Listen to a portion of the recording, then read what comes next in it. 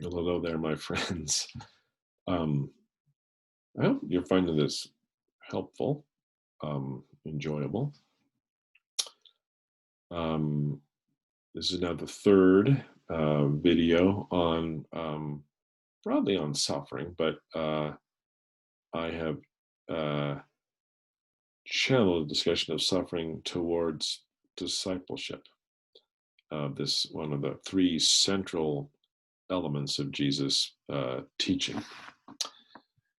So we'll continue. The first element of discipleship is deny yourself.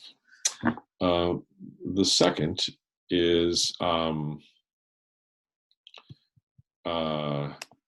take up your cross. So how do we put to death the old selfish self, the part of us that's like a black hole, the gravitational pull of which we cannot escape on our own? Well, one answer to that we find in James, the first chapter. Consider it pure joy, my brothers and sisters, whenever you face trials of many kinds. So not you should be happy, tremendously happy at every aspect of suffering, but recognize that there is some good that can be mined from it. Consider it pure joy, my brothers and sisters, whenever you can face trials of many kinds, because you know the testing of your faith produces perseverance.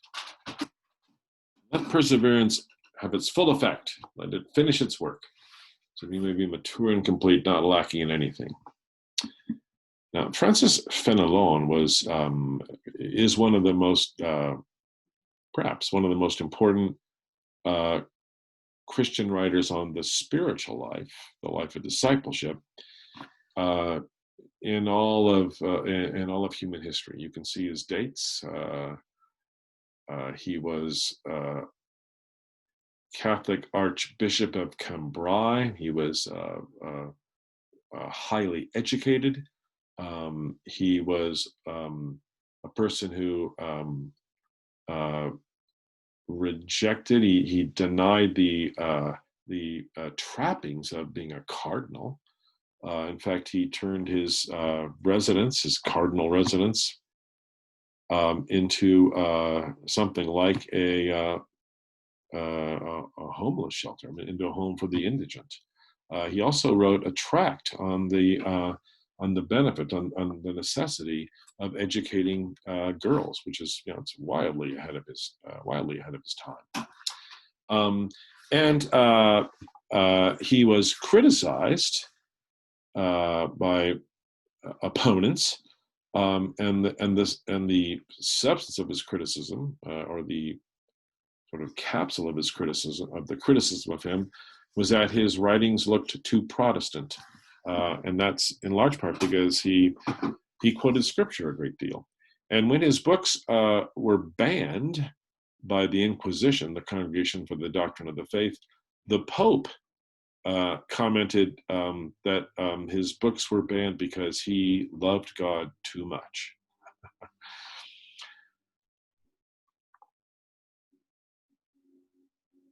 One of his observations: it is certain from the Holy Scriptures that the Spirit of God dwells within us.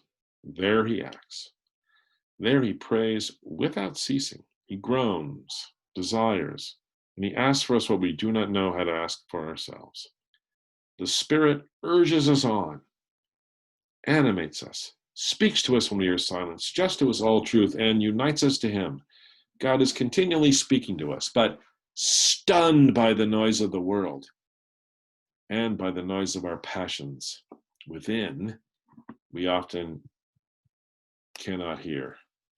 Now, take a look at his dates. And then stunned by the noise of the world. I mean, how noisy could the world be? That he lived before there was, where the fastest you could go is as fast as a horse would take you. He lived before radio, TV, the internet. Think of the level of noise in his world relative to the level of noise in ours. C.S. Lewis once wrote that, when you first begin to pray, you're going to be lucky if you can concentrate for more than 5 seconds. because we are used to being bombarded by messages from without and from within, and we typically have not done much work to create any kind of filter or any kind of any kind of security. Do we want to let you in? Do I want to let you into my mind? And then he writes this: it's hard for us to convince. It's hard to convince us of the goodness of God in loading those whom He loves with crosses. Of course, God could save us without crosses, but He's chosen not to do it. Just He's not seen fit to create us at once in the full vigor of adulthood, but has allowed us to grow up by degrees amid all the dangers and weaknesses of childhood and youth. Otherwise, every act of God would seem to be a miracle, and the state of faith in which it is God's will that we should live should come to an end. His point is, we need to suffer. We are going to suffer, and we're going to get knocked around. But that suffering is an opportunity for wisdom to grow, for us to say, wait, what should I learn here? What is God trying to teach me? So difficulty, suffering, apart from being concerned or worrying about its cause, and that's not unimportant. But we should not forget that it's an opportunity for God to form what He wants to form in us. So suffering, it slows us down and allows us time to consider our deeper selves. It carves out more space in our deeper selves. It gives us the chance to develop empathy for others. It gives us the chance to recognize our brokenness.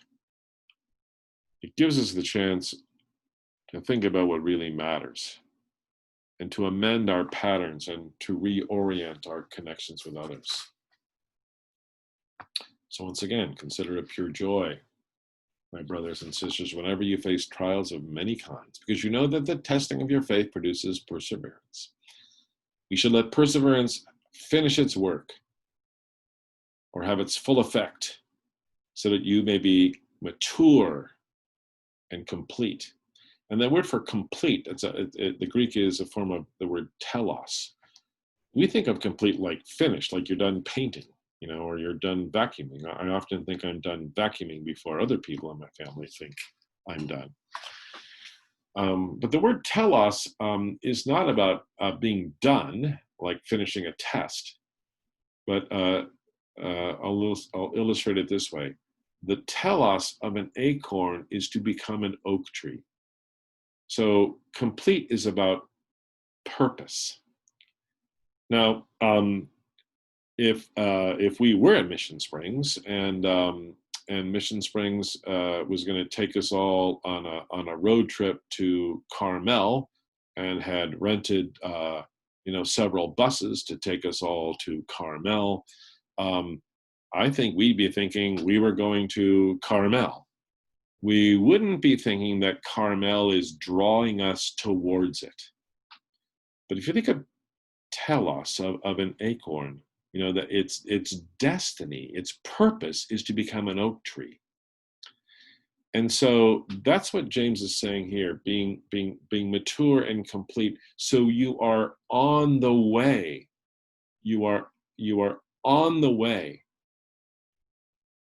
You're headed directly toward the goal that God has for you.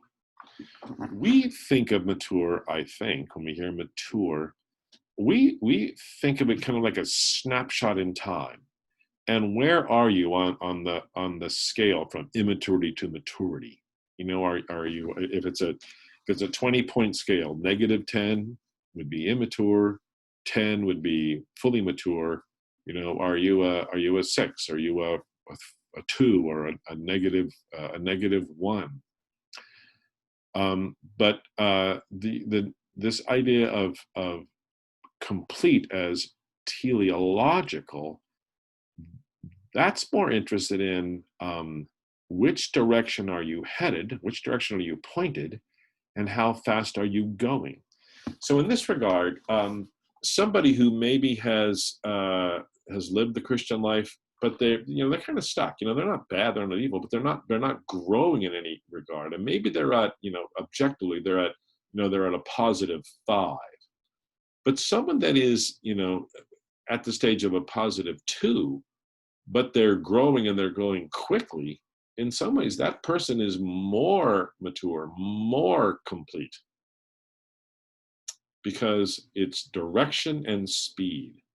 Those are elements of a teleological understanding. So, suffering slows us down to consider our deeper selves, carves out more space in our deeper selves. It gives us the chance to develop empathy for others. It gives us the chance to recognize our own brokenness.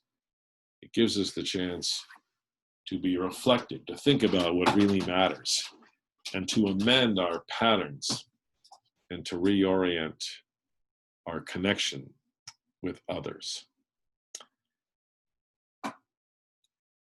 So I'm going to stop at that point, and we'll come back to this phase, this step in unpacking Jesus' teaching on discipleship in the next video.